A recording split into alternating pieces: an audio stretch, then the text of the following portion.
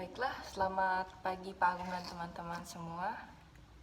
Nama saya Florencia Angelica, NIM 2018602717. Jadi pada kesempatan kali ini saya akan menjelaskan tentang chapter 5 yang sebelumnya sudah kita bahas di pertemuan online kemarin pada hari Selasa. Chapter 5 ini akan membahas tentang data dan manajemen pengetahuan. Jadi di sini kita juga akan membahas cara-cara tantangan umum dalam mengolah data. Nah, di mana tantangan tersebut diharapkan akan kita kelola. Lalu kita juga diharapkan bisa mendefinisikan big data itu apa, lalu membahas karakteristik dasarnya. Selanjutnya, kita juga diharapkan bisa menjelaskan bagaimana menafsirkan hubungan yang digambarkan dalam diagram relasi entitas. Lalu kita akan membahas keuntungan dan kerugian dari database relasional, elemen yang diperlukannya itu elemen apa saja untuk menerapkan dan memelihara gudang data tersebut, lalu menjelaskan benefit dan tantangan menerapkan sistem manajemen pengetahuan dalam organisasi. Nah, untuk mengidentifikasi dan menjelaskan kesulitan utama yang terlibat dalam pengelolaan data itu sendiri terdapat 4 poin. Yang pertama itu, data eksternal harus disertakan untuk mendukung pengambilan keputusan. Jadi bukan hanya data internal yang akan kita gunakan, namun juga data eksternal. Lalu yang kedua, organisasi menumpuk hook jumlah data yang mereka harus tetapkan untuk waktu yang lama. Jadi untuk mengumpulkan data-data tersebut membutuhkan waktu yang cukup lama, tidak cepat. Lalu selanjutnya yang ketiga, data yang tersebar di berbagai lokasi di seluruh organisasi. Jadi di dalam suatu organisasi itu ada banyak departemen, otomatis data yang digunakan juga banyak, tergantung dari berapa banyak departemennya. Lalu keamanan data, kualitas, dan integrasi adalah penting tetapi juga sulit untuk memastikannya. Nah, di chapter ini kita akan membahas outline-nya itu mengolah data. Jadi bagaimana mengolah data, caranya, lalu big data itu seperti apa, definisinya apa, pendekatan untuk database, sistem basis data manajemen, gudang data, dan data marts, dan terakhir manajemen pengetahuan. Nah, mengelola data atau managing database. Semua aplikasi IT itu kan membutuhkan data. Nah, data ini harus berkualitas tinggi, yang mana artinya berkualitas tinggi tersebut harus akurat, lengkap, tepat waktu, konsisten, mudah diakses, relevan, dan ringkas. Nah, terdapat kesulitan dalam mengolah data. Banyak nih kesulitannya. Yang pertama, data meningkat secara eksponensial dengan waktu. Jadi misalnya kita mematokin waktu 1 jam untuk mengumpulkan data, tapi ternyata data dalam 1 jam itu terus menumpuk. Jadi misalnya awalnya ada 1000, terus belum habis 1 jam, ternyata dia sudah ada 2000, 3000, dan sebagainya. Nah, banyak data historis harus disimpan untuk waktu yang lama dan data baru ditambahkan dengan cepat. Terus selanjutnya, berbagai sumber data. Jadi masalah lain adalah data yang dihasilkan tersebut didapatkan dari banyak sumber. Nah, sebenarnya sumber itu sendiri ada 3. Sumber internal, pribadi, dan eksternal. Untuk internal itu database perusahaan. Ya, internal ya berarti ada di dalam perusahaan itu sendiri, di dalam organisasi itu sendiri. Lalu dokumen perusahaan. Untuk sumber pribadi itu seperti pemikiran pribadi, hasil pemahaman pribadi, pengalaman, pendapat. Untuk sumber eksternal itu ada database komersial, laporan pemerintah, dan situs web perusahaan. Yang ketiga itu kesulitannya datanya membusuk atau expired atau degradasi data. Jadi pembusukan data itu mengacu pada masalah dengan media tempat data disimpan. Dari waktu ke waktu, suhunya, kelembapannya, dan paparan cahaya dapat menyebabkan masalah fisik dengan media penyimpanan, dan dengan demikian membuat sulit untuk mengakses datanya. Lalu selanjutnya, keamanan data, kualitas, dan integritas. Jadi hal ini menjadi sangat penting, namun mereka mudah terancam. Selain itu, persyaratan hukum yang terkait dengan data berbeda di antara negara-negara, serta di antara industri, dan mereka sering berubah. Selanjutnya itu ada peraturan pemerintah. Lalu, kita akan membahas tentang tata kelola data. Nah, tata kelola data itu sendiri adalah pendekatan untuk mengolah informasi di seluruh organisasi. Di tata kelola data ini ada yang namanya data master. Jadi data master itu adalah suatu set data inti seperti pelanggan, produk, karyawan, vendor, lokasi geografis, dan sebagainya yang menjangkau sistem informasi perusahaan. Nah, menguasai manajemen data itu sendiri adalah proses yang mencakup semua proses aplikasi bisnis organisasi. Lalu, data besar, big data.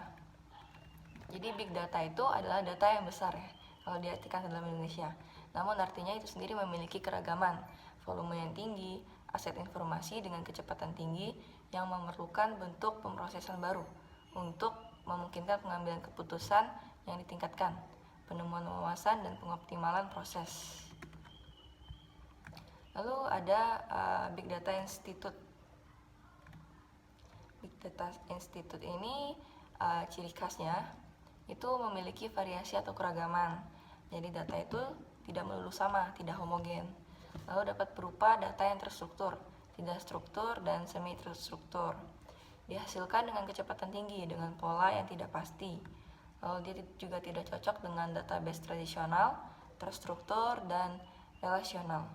Dapat ditangkap, diproses, diubah, dan dianalisis dalam jumlah waktu yang wajar oleh sistem informasi yang canggih.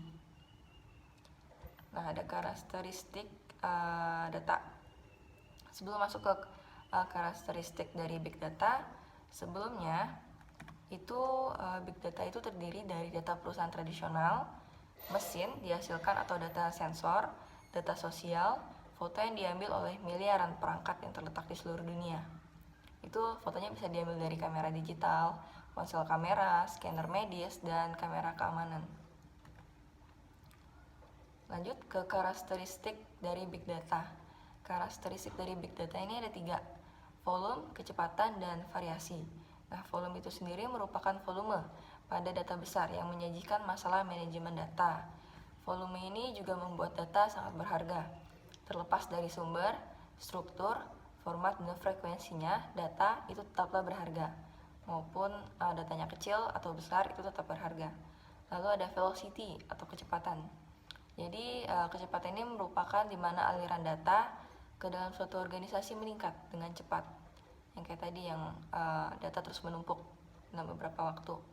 Kecepatan sangat penting karena meningkatkan kecepatan loop umpan balik antara perusahaan dan pelanggannya. Lalu ada variety atau variasi. Nah, variety ini merupakan format data tradisional, cenderung terstruktur, dideskripsikan dengan cukup baik dan akan berubah secara perlahan. Selanjutnya kita akan membahas tentang managing big data. Bagaimana mengelola big data tersebut. Jadi ketika dianalisis dengan benar, data yang besar itu akan mengungkapkan pola dan informasi yang berharga. Nah, dilihat juga lingkungan database-nya, database relasional tradisional versus NoSQL database, ada solusi open source. Nah, untuk selanjutnya lingkungan database yang sebelumnya saya jelaskan itu. Nah, lingkungan database itu berguna untuk menciptakan lingkungan database. Harus dapat memahami relasi antar data, jenis data yang akan dimasukkan dalam database, bagaimana data digunakan, dan bagaimana organisasi sewaktu-waktu dapat mengubahnya secara mudah untuk kepentingan perusahaan. Lalu ada leveraging big data atau memanfaatkan big data.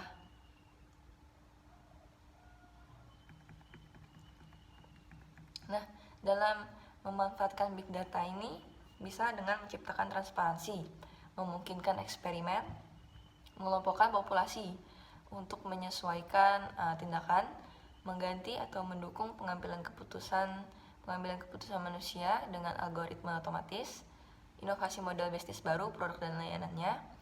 Nah, organisasi juga dapat menganalisis lebih banyak data.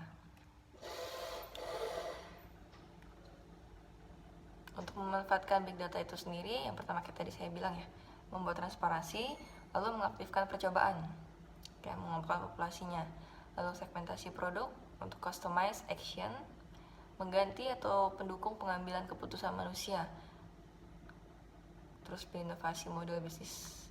Organisasi bisa menganalisis jauh data lebih. Lalu selanjutnya ada database approach, pendekatan database. Nah, database ini meminimalkan 3 masalah utama. Pertama itu kelebihan, isolasi, inconsistent data. Lalu database juga memaksimalkan 3 hal. Jadi database ini meminimalkan 3 hal dan memaksimalkan 3 hal.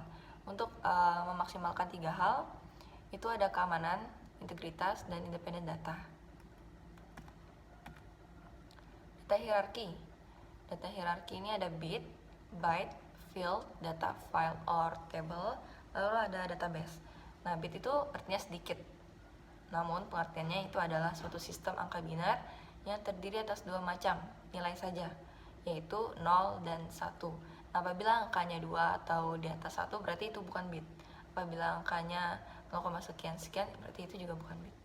Sistem angka binar merupakan dasar-dasar yang dapat digunakan untuk komunikasi antara manusia dan mesin atau komputer, robot, yang merupakan sekumpulan komponen elektronik dan hanya dapat membedakan 2 keadaan saja, yaitu on dan off, aktif dan tidak aktif. Jadi bit adalah unit terkecil dari pembentuk data. Lalu selanjutnya ada byte. Jadi byte ini adalah bagian terkecil yang dapat dialamatkan dalam memori. Byte juga sekumpulan bit, kumpulan dari banyaknya bit yang secara konvensional terdiri atas kombinasi 8 bit. Pada field, field ini adalah tempat atau kolom yang terdapat dalam satu table untuk mengisikan nama-nama data atau field yang akan diisikan. Lalu ada data file or table, adalah arsip ataupun data yang tersimpan di dalam komputer. Nah, file di komputer pada umumnya itu kan disimpan dalam suatu folder, tergantung si pemilik komputer atau si pemilik data itu sendiri ingin di mana ya menyimpannya. Nah, setiap file itu memiliki ekstensi masing-masing, tergantung jenis file itu sendiri. Selanjutnya ada database. Database itu adalah sekumpulan data yang sudah disusun sedemikian rupa dengan ketentuan atau aturan tertentu yang saling berelasi sehingga memudahkan pengguna dalam pengolahnya, juga memudahkan memperoleh informasi. Selanjutnya kita akan membahas perancang atau designing database itu sendiri bagaimana. Nah, ada syarat-syaratnya. Syarat utamanya itu ada 6. Ini yang pertama itu model data, kedua itu kesatuan, lalu contoh, atribut, kunci utama, dan key sekunder. Data model, kita akan bahas nih satu-satu dari syarat utama itu. Apa sih artinya dan pengertiannya. Jadi data model atau model data itu merupakan sekumpulan konsep untuk menerangkan data, hubungan antara data dan batasan data yang terintegrasi dalam suatu organisasi. Sedangkan entity atau kesatuan itu merupakan sekumpulan data yang memiliki suatu informasi yang bermanfaat bagi penggunanya. Kalau ada instance atau contoh, itu merupakan representasi khusus yang unik dari entitas. Kalau ada atribut merupakan karakteristik atau ciri yang mendefinisikan entitas. Lalu ada kunci utama atau primary key, itu merupakan perwakilan atribut dari setiap entitas. Ada secondary key sekunder, merupakan suatu atribut dengan tujuan pengambilan data. Nah, ada satu lagi, kalau saya ketemu di internet, yaitu Entity Relationship Modeling. Itu merupakan database dibuat melalui pemodelan hubungan entitas menggunakan IRD. Jadi IRD itu adalah diagram hubungan entitas. Selanjutnya kita akan membahas tentang database management system. Sistem basis data management. Jadi di sini kita akan bahas the rational database model. Nah, berdasarkan konsep tabel 2 dimensi, the rational database model tersebut. Lalu ada query leverage. Jadi query leverage ini adalah bahasa standar dalam database untuk mengelola database secara langsung. Ada kamus data juga, ada kumpulan dari data, tempat penyimpanan informasi yang menggambarkan data dalam database. Ada normalisasi. Selanjutnya kita akan membedakan antara gudang data dengan data mart. Data mart.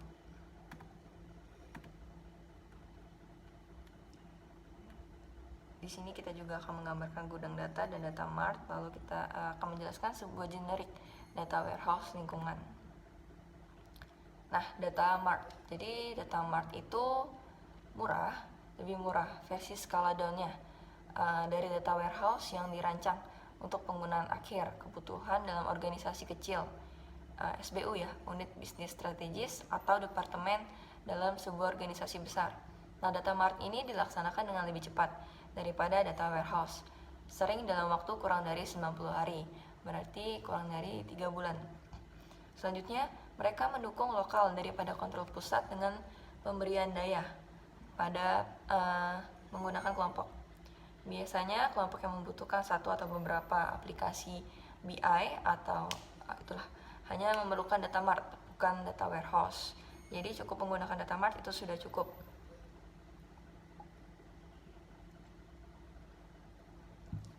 Selanjutnya, gudang data. Jadi gudang data itu adalah sebuah repositori data historis yang diselenggarakan oleh tunduk dukungan pengambilan keputusan dalam organisasi. Nah, gudang data dan data mart ini adalah hanya read only, dan proses tambahan dihilangkan karena data yang sudah di gudang, data tidak diperbarui. Biasanya sudah di gudang itu tidak diperbarui, cukup disimpan saja. Nah, menggambarkan karakteristik data warehouse. Data warehouse ini sama dengan gudang data sih. Jadi diselenggarakan oleh dimensi bisnis atau subjek. Data diorganisasikan oleh subjek. Nah, misalnya itu dengan pelanggan, vendor, produk, tingkat harga, dan wilayah. Lalu, pengaturan ini berbeda dari sistem transaksional, di mana data yang diselenggarakan oleh proses bisnis itu seperti pemrosesan, order, pengalian persediaan, dan piutang. Lalu ada manajemen pengetahuan. Nah, di sini kita akan membahas tentang konsep dan definisinya, sistem manajemen pengetahuan itu sendiri, dan KMS, siklus KMS. Nah, konsep dan definisi manajemen pengetahuan. Jadi manajemen pengetahuan itu adalah proses yang membantu memanipulasi pengetahuan penting yang terdiri dari bagian memori organisasi, biasanya dalam bentuk tidak terstruktur. Nah, lalu ada pengetahuan itu dari data-data informasi. Lalu ada pengetahuan eksplisit dan tacit. Selanjutnya, sistem manajemen pengetahuan. Jadi sistem manajemen pengetahuan itu mengacu pada teknologi informasi modern. Kayak sekarang itu ada internet, semuanya serba online. Ada intranet juga, ada extranet, ada database. Nah, untuk mengestimasi, meningkatkan, dan mempercepat manajemen pengetahuan dalam dan antar perusahaan. Nah, digunakanlah sistem manajemen pengetahuan ini untuk. Lalu kita akan membahas tentang siklus KMS. Di sini siklus KMS itu ada beberapa tahap. Yang pertama itu menciptakan pengetahuan atau membuat pengetahuan. Jadi kita harus membuat dulu pengetahuannya bagaimana, lalu menangkap pengetahuan, capture pengetahuan. Selanjutnya menyaring pengetahuan, memperbaiki pengetahuan mana yang akan kita gunakan dan pengetahuan mana yang tidak akan kita gunakan. Lalu menyimpan pengetahuan, mengatur pengetahuan, mengelola pengetahuan. Lalu terakhir menyebarkan pengetahuan atau diseminasi pengetahuan. Nah, knowledge management itu apa sebenarnya? Yang kita bahas di atas, knowledge management. Jadi knowledge management itu adalah proses yang membantu organisasi memanipulasi pengetahuan penting yang terdiri dari bagian dari memori organisasi. Nah, biasanya dalam format yang tidak terstruktur. Jadi untuk organisasi agar dapat sukses, pengetahuan sebagai bentuk modal harus ada di format yang bisa diubah di antara banyak orang. Knowledge management system, sistem pengelolaan manajemen itu bertujuan untuk membantu organisasi membuat penggunaan paling produktif dari pengetahuan yang telah terkumpul. Nah, untuk penjelasan circle atau tahap-tahapnya yang tadi saya bilangnya. Nah, create knowledge itu pengetahuan dibuat ketika orang menentukan cara-cara baru dalam melakukan sesuatu atau mengembangkan pengetahuan. Nah, terkadang pengetahuan eksternal itu dibawa masuk untuk dikelola. Lalu ada capture knowledge, itu adalah pengetahuan baru harus diidentifikasi sebagai sesuatu yang berharga dan diwakili dengan cara yang masuk akal. Lalu refine knowledge adalah pengetahuan baru harus ditempatkan dalam konteks sehingga dapat ditindaklanjuti. Nah, disinilah kualitas tersembunyi atau wawasan manusia itu harus ditangkap bersama dengan fakta eksplisit. Lalu ada store knowledge atau penyimpanan storage, itu adalah pengetahuan yang berguna harus disimpan dalam format yang masuk akal dalam repositori pengetahuan sehingga orang lain dalam organisasi itu dapat mengaksesnya.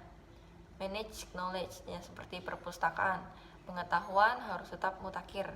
Nah, ini harus ditinjau secara berkala untuk memverifikasi bahwa itu relevan dan akurat. Selanjutnya ada disseminate knowledge adalah pengetahuan.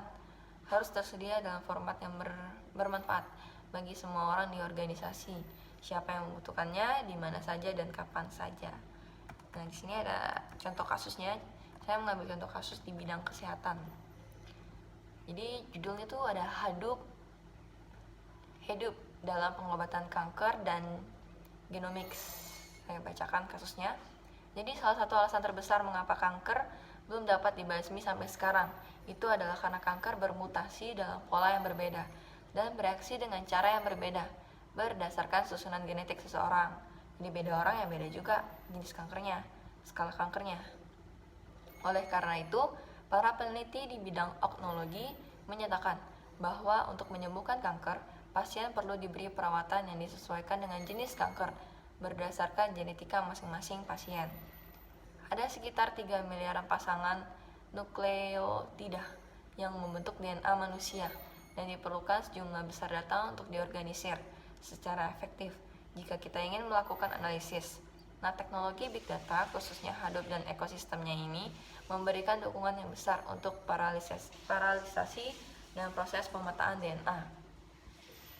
Nah, David Cameron, itu Perdana Menteri Inggris, telah mengumumkan dana pemerintah sebesar 3.000 juta euro pada bulan Agustus untuk proyek 4 tahun dengan target memetakan 100.000 genom manusia pada akhir tahun 2017 bekerja sama dengan perusahaan bioteknologi Amerika Illumina dan Genomics Inggris. Nah, tujuan utamanya itu memanfaatkan big data dalam dunia kesehatan untuk mengembangkan personalized medicine bagi pasien kanker. Jadi data-data tentang kanker, tentang penyakit kanker, tentang pasien kanker, tentang kasus kanker itu dikumpulkan dan mereka kelola, mereka gunakan. Arizona State University mengadakan sebuah proyek penelitian yang meneliti jutaan titik di DNA manusia untuk menemukan variasi penyebab kanker secara berlangsung. Nah, proyek ini merupakan bagian dari CASI, yaitu Complex Adaptive System Initiative, yang mendorong penggunaan teknologi untuk menciptakan solusi bagi permasalahan dunia yang kompleks. Nah, dengan menggunakan Apache Hadoop, tim peneliti universitas dapat memeriksa variasi dalam jutaan lokasi DNA untuk mengidentifikasi mekanisme kanker dan bagaimana jaringan berbagai gen mendorong kecenderungan dan efek kanker pada individu. Nah, pihak mereka yang melakukan penelitian yang mengelola data ini mengatakan bahwa proyek kami memfasilitasi penggunaan data genomik berskala besar, yaitu merupakan sebuah tantangan bagi semua institusi penelitian yang menangani precision medicine, yang menangani proyek mereka lah. Nah, kata Jay Atkins, Direktur Komputasi Riset ASU. Nah, ekosistem Hadoop dan struktur data Jack terkait menghindarkan setiap peneliti dan pengguna krisis untuk mengolah sendiri jejak data genomik yang besar dan kompleks. Nah, ini juga nyambung nih dari ke kasus yang Hadoop tadi, yaitu United Healthcare, itu fraud, waste, and abuse. Saat ini setidaknya 10% dari pembayaran asuransi kesehatan terkait dengan klaim palsu. Banyak klaim palsu yang ditawarkan oleh asuransi. Nah, di seluruh dunia, kasus ini diperkirakan mencapai nilai miliaran dolar. Nah, klaim palsu bukanlah masalah baru, sebenarnya udah ada dari zaman-zaman dulu ya. Namun kompleksitas kecurangan asuransi tampaknya meningkat secara eksponensial, sehingga menyulitkan perusahaan asuransi kesehatan untuk menghadapinya. Nah, United Healthcare itu adalah sebuah perusahaan asuransi yang memberikan manfaat dan layanan kesehatan kepada hampir 51 juta orang. Nah, perusahaan ini menjalani kerjasama dengan lebih dari 850 ribu orang tenaga kesehatan dan sekitar 6.100 rumah sakit di seluruh negeri. Mungkin untuk tahun 2020 ini sudah lebih banyak ya. Nah, payment integrity untuk grup atau divisi integritas pembayaran, mereka memiliki tugas untuk memastikan bahwa klaim itu dibayar dengan benar dan tepat waktu. Sebelumnya, pendekatan mereka untuk mengelola lebih dari 1 juta klaim per hari, itu sekitar 10 TB pada setiap harinya, bersifat ad hoc, sangat terikat oleh aturan, serta terlambat oleh data yang terpisah-pisah. Nah, solusi yang diambil oleh United Healthcare ini adalah pendekatan dual mode yang berfokus pada alokasi tabungan sekaligus menerapkan inovasi untuk terus memanfaatkan teknologi baru. Nah, dalam hal pengelolaan tabungan, divisi tersebut membuat pabrik analisis prediktif, di mana mereka mengidentifikasi klaim yang tidak akurat secara sistematis dan tepat. Nah, saat ini Hadoop merupakan data framework berplatform tunggal yang dilengkapi dengan tools untuk menganalisa informasi dari klaim, resep, dan peserta, penyedia layanan kesehatan, dan dikontrak, dan hasil review klaim terkait. Nah, mereka mengintegrasi semua data dari beberapa tempat di seluruh bisnis itu, termasuk lebih dari 36 aset data. Nah, saat ini mereka memiliki banyak model prediktif seperti PCR, True Fraud, FSD, dan lain-lain. Nah, yang menyediakan peringkat provider yang berpotensi melakukan kecurangan. Nah, sehingga mereka dapat mengambil tindakan yang lebih terarah dan sistematis.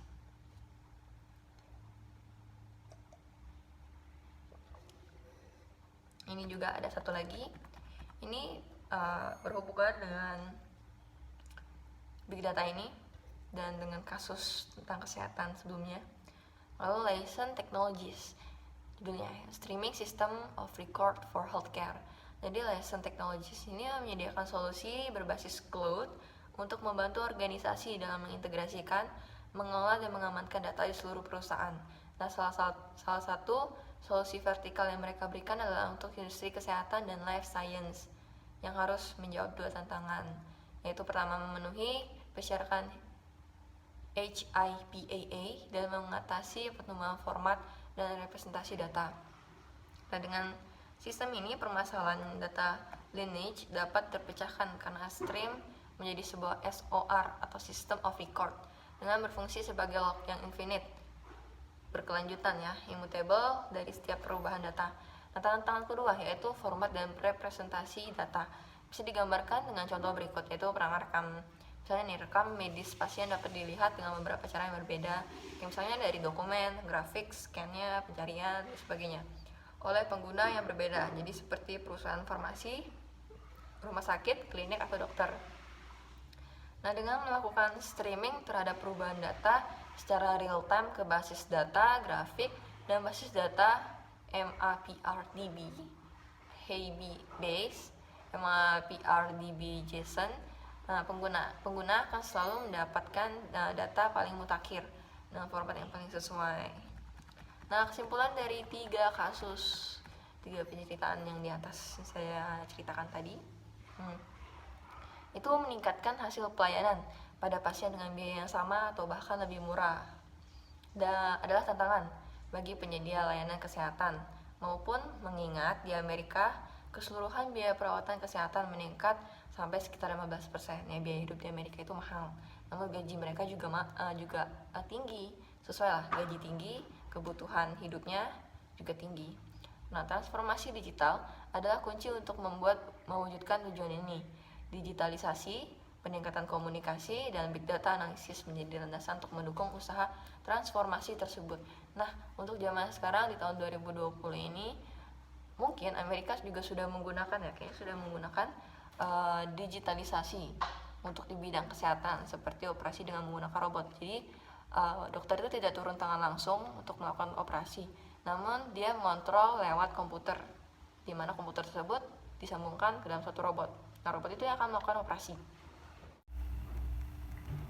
Lanjut dari yang tadi, jadi berbagai macam use case untuk big data analisis itu sangat terkait dengan kemampuan Hadoop dan ekosistemnya dalam mengelola dan menyimpan data yang beraneka ragam, serta menyajikannya untuk analisis yang mendalam. Nah, dalam memilih platform big data, khususnya distribusi Hadoop yang di atas tadi, salah satu hal yang penting untuk dipertimbangkan adalah kemampuan untuk menangani berbagai macam tipe data dari sumber data yang terpisah-pisah. Nah, data klinis dalam satu silo tempat, data farmasi di silo yang lain, data logistik, dan data sebagainya. Nah, platform yang dipilih hendaknya cukup fleksibel, sehingga tenaga kesehatan dapat menggunakan data yang teks seperti catatan dokter, hasil scan, hasil pemeriksaan, dan lainnya untuk mendukung analisis terhadap pasien, bukan hanya untuk pengarsipan saja. Sekian dari penjelasan saya tentang chapter 5 ini. Tugas ini saya buat dengan maksud untuk memenuhi penyelesaian tugas TSI tentang data dan manajemen pengetahuan, jadi chapter 5. Sekian dari penjelasan saya, terima kasih.